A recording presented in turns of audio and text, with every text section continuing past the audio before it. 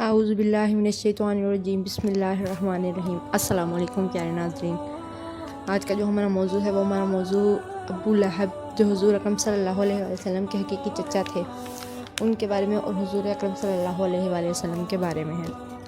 ابو لہب جس کا نام عبدالعزیٰ بن عبد المطلب ہے، حضور اکرم صلی اللہ علیہ وسلم کا حقیقی چچا تھا، لیکن اپنے کفر و اشتراط کی وجہ سے وہ حضور کا شدید ترین دشمن تھا۔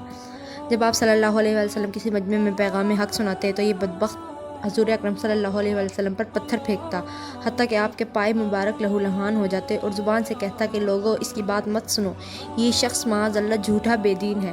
کبھی کہتا کہ محمد ہم سے ان چیزوں کا وعدہ کرتے ہیں جو ہمیں مرنے کے بعد ملیں گی، ہم کو تو وہ کوئی چیز ہوتی ہوئی نظر نہیں آتی۔ پھر دونوں ہاتھوں سے خطاب کر کے کہتا، دونوں ٹوٹ جاؤ گے، میں تمہارے اندر میں سے کوئی چیز ایسی نہیں دیکھتا جو محمد بیان کرتا ہے۔ ایک مرتبہ حضور اکرم صلی اللہ علیہ وسلم کوہ صفا پر چڑھ کر سب کو پکار رہے تھے، آپ کی آواز پر تمام لوگ جمع ہو گئے۔ آپ صلی اللہ علیہ وسلم نے نہایت مؤثر پیرایہ انداز میں اسلام کی دعوت دی۔ ابو لہب بھی وہیں موجود تھا اور ہاتھ جھٹک کر کہنے لگا، یعنی تو برباد ہو جائے، کیا ہم کو تو نے اسی بات کے لیے جمع کیا تھا؟ معاذ اللہ۔ اور روح المعانی میں بعض لوگوں نے یہ بھی نقل کیا ہے کہ اس نے اپنے ہاتھوں میں پتھر اٹھایا اور آپ صلی اللہ علیہ وآلہ وسلم کی طرف پھینکا۔ غرض اس کی شکایت و حق سے عداوت انتہا کو پہنچ چکی تھی۔ اس پر جب اللہ تعالیٰ نے اس کو اپنے عذاب سے ڈرایا تو کہتا کہ سچ مچ یہ بات ہونے والی ہے، میرے پاس بہت مال و دولت ہے، میں ان سب کو فدیے میں دے کر عذاب سے چھوٹ جاؤں گا۔ اور جو اس کی بیوی تھی جمیل، وہ صلی اللہ علیہ وسلم سے بہت زیادہ دشمنی تھی۔ جو دشمنی کی آگ ابو لہب بھڑکاتا تھا، یہ عورت گویا لکڑیاں ڈال کر اس کو اور زیادہ تیز کرتی تھی۔ سورہ تبت یدا میں دونوں کا انجام بتلا کر اللہ تعالیٰ نے مرد ہو یا عورت، اپنا ہو یا بیگانہ، چھوٹا ہو یا بڑا، یہ بتایا ہے کہ جو حق کی دعوت پر کمر باندھے گا وہ آخرکار ذلیل اور تباہ و برباد ہو کر رہے گا۔ ابو لہب کیا ہاتھ جھٹک کر باتیں بناتا ہے اور اپنی قوت بازو پر مغرور ہو کر اللہ کے مقدس و معصوم رسول پاک صلی اللہ علیہ وسلم کی طرف دست درازی کرتا ہے۔ سمجھ لیں کہ اب اس کے ہاتھ ٹوٹ چکے ہیں۔ اللہ تعالیٰ نے پھر یہ سورہ لہب نازل کی حضور اکرم صلی اللہ علیہ وسلم پر۔ اس کے اندر یہ تھا کہ سمجھ لیں کہ اب اس کے ہاتھ ٹوٹ چکے ہیں اور اس کی سب کوششیں حق کو برباد کرنے کی ناکام ہو چکی ہے اور اس کی سرداری ہمیشہ کے لیے مٹ گئی۔ تمام اعمال اکارت ہوئے، اس کا زور ٹوٹ گیا اور وہ خود تباہی کے گھڑے میں پہنچ چکا ہے۔ کہتے ہیں کہ غزوہ بدر کے 7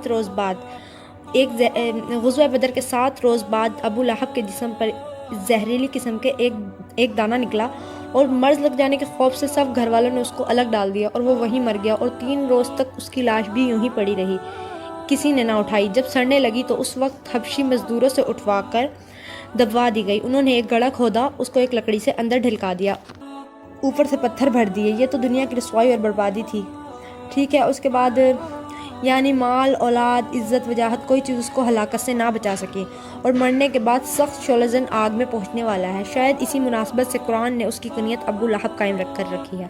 دنیا تو اس کو ابو لہب اس لیے کہتی ہے کہ اس کے رخسار آگ کے شعلے کی طرح چمکتے تھے، مگر قرآن پاک نے بتا دیا کہ وہ اپنے آخری انجام کے اعتبار سے بھی ابو لہب کہلانے کا مستحق ہے۔ ابو لہب کی عورت جمیل باوجود مالدار ہونے کے سخت بخل اور خست کی بنا پر خود جنگل سے لکڑیاں جا کر چن کر لاتی تھی، یعنی کہ بہت زیادہ کنجوسی کی بنا پر خود جنگل جاتی اور لکڑیاں چن کر لاتی اور کانٹے حضور اکرم صلی اللہ علیہ وسلم کی راہ میں ڈال دیتی تاکہ حضور صلی اللہ علیہ وسلم اور آنے والوں کو تکلیف پہنچے۔ فرماتے ہیں کہ وہ جس طرح یہاں حق کی دشمنی اور پیغمبر اللہ کی عزت اور رسانی میں اپنے شوہر کی مددگار تھی، دوزخ میں بھی اسی ہیبت سے اس کے ہمراہ رہے گی۔ شاید وہاں جس آگ میں اس کے شوہر کو بھڑکایا جائے گا، وہاں بھی لکڑیاں اٹھائی پھرے گی اور اس آگ کو بھڑکائے گی اور اپنے شوہر کی عذاب الہی کی آگ کو تیز کرتی رہے گی، کیونکہ لکڑیوں کا بوجھ اٹھانے میں اس کو رسی کی ضرورت پڑتی تھی۔